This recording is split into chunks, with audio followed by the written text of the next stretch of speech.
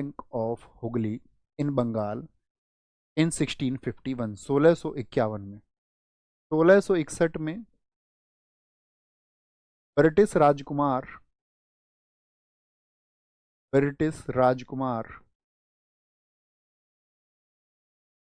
एक प्रिंस था, ब्रिटिश राजकुमार चार्ल्स द्वितीय, चार्ल्स सेकंड की शादी पुर्तगाली राजकुमारी, आप कहें भैया ये तो दुश्मन थे, दुश्मन के बच्चों में प्रेम हो सकता है भाई। पुर्तगाली राजकुमारी, पुर्तगाली राजकुमारी, उसका नाम था कैथरीन। क्या नाम था उसका? कैथरीन ब्रिगेंजा, राजकुमारी कैथरीन, कैथरीन से हुई। ये एक बड़ा टर्निंग पॉइंट था। क्या बोलेंगे इसमें? स्मॉल में लिख लेना, Catherine, Catherine married to Charles second in 1661, 1661 में। इस घटना से हुआ क्या? तो पुर्तगालियों के कंट्रोल में हुआ करता था बम्बई, तो बम्बई इन्होंने दहेज में दे दिया, जैसे इनके बाप का हो। कंट्रोल इनका हो गया। देख रहे हो, यहाँ बिजनेस करने के लिए आए और हमारे यहाँ की जगहों को दहेज में देने लग गए। पूरा बम्बई दहेज में दे दिया। तो इस घटना के बाद में क्या मिला था इसको? बम्बई दहेज में मिला। किसको मिलेगा जी? बम्बई दहेज में मिला। बम्बई मेरी जान, बम्बई दहेज में मिला। अब ये क्या काम करता है? इसको कब मिला है दहेज में? 1661 में। इसी बम्बई को इसने 1668 में, 1668 में ईस्ट इंडिया कंपनी को 10 पाउंड के 10 पाउंड के वार्षिक किराए पर, एक एनुअल रेंट पर, कितना मामूली सा 10 पाउंड, सिर्फ 10 पाउंड। 1 पाउंड आज समझ लो थोड़ा डॉलर से महंगा होता है, बस उन्हीं से तुलना कर लो, वार्षिक किराए पर दे दिया। तो अंग्रेजों को बंबई कब प्राप्त हुआ? अब देखो ध्यान से समझना सारी चीजों को, तो ना अपना कॉमन इनसाइट डेवलप रखो। मैंने कहा ये कलकत्ता पहुंचे, इधर नहीं, कलकत्ता बंदरगाह। यहां पर हमने आपको बताया मद्रास अर्थात चेन्नई की, अगर हम बात करें चेन्नई में पहुंच गए या नहीं। और तीसरा भारत का जो बंदरगाह है मुंबई, यहां पर ये पहुंच गए या नहीं। भारत में 4 महानगर कहे जाते हैं आज भी, दिल्ली, मुंबई, चेन्नई और कोलकाता। अब दिल्ली में तो कोई बंदरगाह है नहीं, तो बचे 3 प्रमुख बंदरगाह। मुंबई हो गया एक, तो मुंबई बंदरगाह, एक कोलकाता बंदरगाह हो गया इधर पश्चिम बंगाल में, और इधर हो गया आपका चेन्नई। तो इन तीनों पर कंट्रोल हो गया या नहीं हुआ? तीनों पर अंग्रेजों का कंट्रोल हुआ धीरे धीरे या नहीं? आप कहेंगे हाँ जी।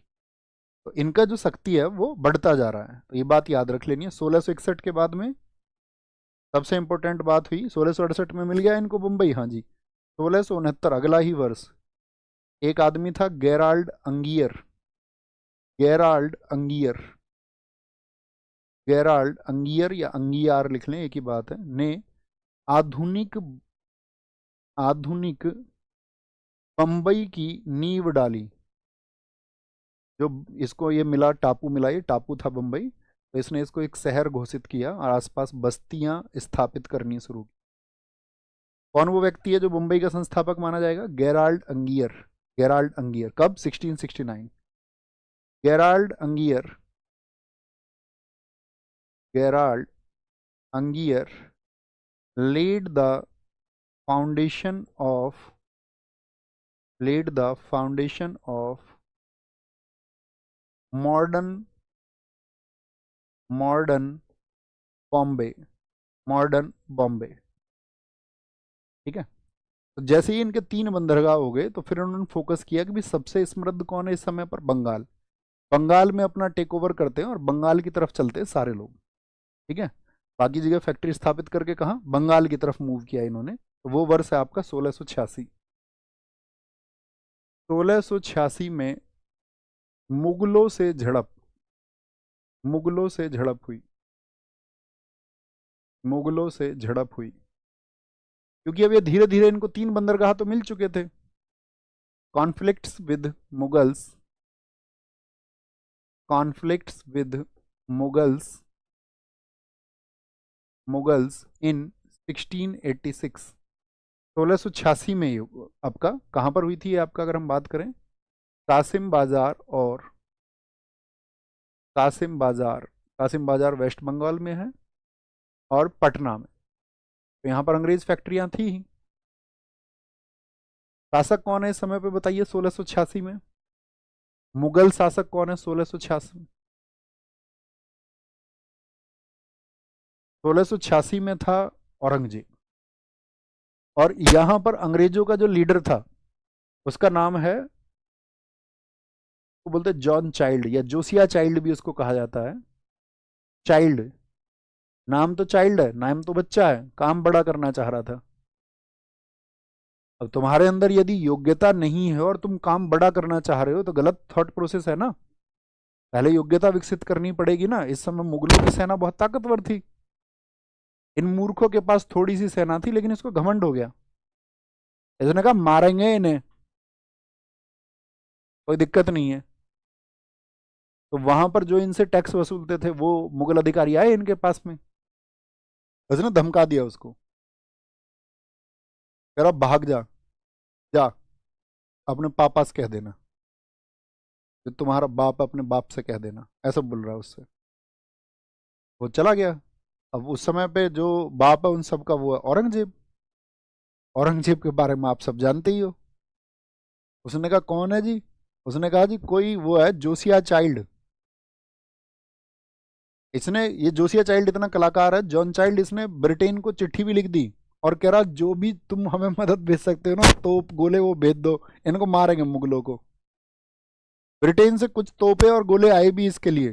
बोले भाई लड़के में जोश है, नाम भी जोशिया चाइल्ड है, बच्चा है तो क्या हुआ, जोश तो है। सोच रहा होगा कुछ, शायद मुगल सल्तनत को उखाड़ फेंकेगा। उधर औरंगजेब को जब ये पता चला, बोला इन्हें घसीट के लेके आना वहां से। तो जो कलकत्ता का संस्थापक है ना एक जॉब चारनाक, वो भी यहीं पे था, उसने कलकत्ता को बसाया है। तो उसकी आंखों के सामने से इसको घसीट के लेके गए बंगाल से, थप्पड़ मारते हुए। मुगल सेना ताकतवर थी इनके मुकाबले में, इसको थप्पड़ मारते हुए मुगल दरबार में ले गए। बड़ा चर्चित फोटो आता है, शायद मैंने आपको दिखाया भी था पॉलिटी में, ईस्ट इंडिया कंपनी जब मैं आपको वो एक्ट पढ़ा रहा था। तो इससे बोला गया कि सामने लेट जा पहले तो दरबार पे, अब तू नाक रगड़ औरंगजेब के जूते से। औरंगजेब ने इससे नाक रगड़वाई। किसी ने बोला यार ये क्या बवाल हो गया, करना क्या चाह रहे थे, ये तो क्या हो गया, बिना प्लानिंग के बवंडर कर दिया, अरे सब बवंडर हो गया है। अब इसको बोला भाग जाओ यहाँ से। जितने बाकी के अंग्रेज थे मुगलों की कार्रवाई से वो सब भाग गए फुल्टा द्वीप, कलकत्ता के पास में फुल्टा द्वीप पे जाकर के छुपे सब लोग। तो इसने जोश जोश में गड़बड़ कर दी। उसने कहा एक काम करो, तुम अपने बोरिया बिस्तरा लपेटो सारे अंग्रेज यहाँ से और बाहर निकलो। तो जॉब चारनाक वो समझदार व्यक्ति था उस समय जिसने अंग्रेजों की इस स्थिति को संभाला। जॉब चारनाक गया, औरंगजेब से उसने माफी मांगी। उसने कहा अंकल जी माफ कर दो, गलती होगी, आपके ही बच्चे हैं। हट दूर, अंकल जी प्लीज माफ कर दो, आपके बच्चे हैं, खाने के लाले पड़ जाएंगे, क्या खाएंगे जिंदगी में, कुछ है ही नहीं, अपना देश वतन छोड़ के यहाँ आ गए हैं। इस देश के असली मालिक तुम हो इस समय, तुमसे ही उम्मीद रख सकते हैं, मालिक भूखे मर जाएंगे। मैंने कहा अच्छा तो फिर बदतमीजी क्यों करते हो? बोला नहीं करेंगे, बिल्कुल नहीं करेंगे। बोला बदतमीजी करके और ये बोलोगे बदतमीजी नहीं करेंगे, जुर्माना देना होगा। अंकल जी दे देंगे, जुर्माना होगा 1.5 लाख रुपए। अंकल जी दे देंगे। 1.5 लाख रुपए जुर्माना औरंगजेब ने वसूला और बोला चुपचाप कान दबा के बिजनेस करना, व्यापार के लिए आए हो, नेता मत बनो यहाँ, नेता बनने की जरूरत नहीं है बिल्कुल भी। तो वो मान गया। तो क्या बोलेंगे यहाँ पर, क्या बोलेंगे, जॉब चारनाक ने। जॉब चारनाक याद रख लेना। अबे बेचारा जॉन चाइल्ड ही इसको बोला इनको सबको बाहर भेजो यहाँ से, जितने भी लोग इसमें संलिप्त है ये वापस भारत में नहीं दिखने चाहिए, इन सबको उसने ट्रांसफर करा दिया, वापस भेज दिया। बोला तुम भैया जाओ, अच्छा तुम हमसे बिजनेस करवाओगे, उल्टा हमको तुम मरवाओगे यहाँ। तो जॉन चाइल्ड इन सब लोगों को भेज दिया गया यहाँ पे। तो यहाँ पे याद रख लेना किसने, याद रख लेना जॉब चारनाक ने तो चाइल्ड को ले जा करके वापस इसको भी लेके गया था। जॉब चारनाक ने सेटलमेंट कराया था, जॉब चारनाक ने माफी मांगी, ठीक है, मांगी जॉन चाइल्ड ने भी। इसका जिक्र इसलिए करना जरूरी है क्योंकि ये थोड़ा दूरदर्शी व्यक्ति था जॉर्ज चारनाक। और जॉर्ज चारनाक ही वो व्यक्ति है जिसने कलकत्ता की स्थापना की। कलकत्ता का संस्थापक कौन है? कलकत्ता का संस्थापक, फाउंडर ऑफ कलकत्ता, तो आज आप कोलकाता के नाम से जानते हैं वेस्ट बंगाल में। ठीक है, याद रख लेना। कब? 1690 में। 1690 में। और ये कलकत्ता कैसे बना था? उसने कहा था यार ऐसे काम नहीं होगा, आप किसी सरदार को मिला लो ना। तो ये लोग क्या, इन्होंने 1698 में एक इब्राहिम नाम का शासक था, स्थानीय शासक, उससे 3 गांव लिए इन्होंने। बोला इन 3 गांवों को इकट्ठा करके तब इसने कलकत्ता बनाया था। ठीक है, तो यहाँ पे लिखना अगली बात क्या है। 1686 हो गया।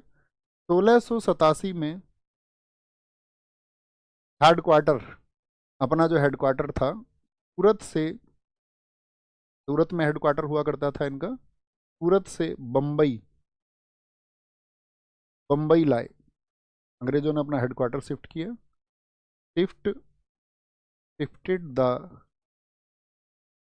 Headquarter in 1687 from Surat to Bombay.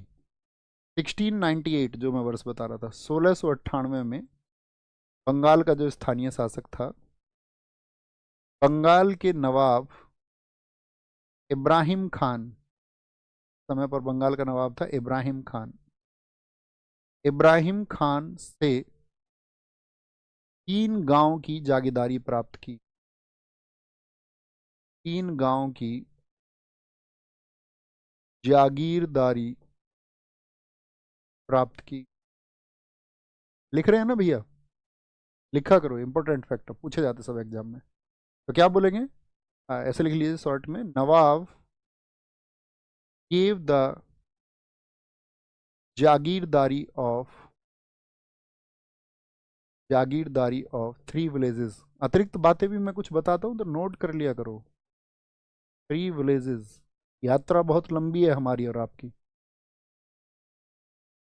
एक बेहतर जीवन के साथ साथ में एक सफल जीवन को भी हमें पाना है, इसीलिए उसमें संघर्ष लगेगा, चुटकी भर का काम नहीं है। 3 गांव की जागीरदारी प्राप्त की, तो भाई साहब ये 3 गांव कौन से? फिर 3 गांव के नाम है इसमें। पहला गांव था आपका सूतानती, सूतानती गांव। दूसरा गांव था इसमें कलिकाता, जिसको आज आप कलकत्ता के नाम से जानते हो, गांव था एक। और तीसरा था गोविंदपुर, गोविंदपुर। और इन्हीं तीनों को मिलाकर के इन्होंने बनाया था यहाँ पर पहला अपना किला, फोर्ट विलियम किला। 1700 में जो बना था फोर्ट विलियम किला, विलियम थर्ड एक शासक था, उसके नाम पर बनाया गया किला बनाया। इन तीनों गांवों को बनाया कब?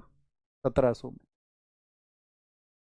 लिख लेना इन्हें, ऐसे लिख लो, इन तीनों को मिलाकर, इन तीनों को,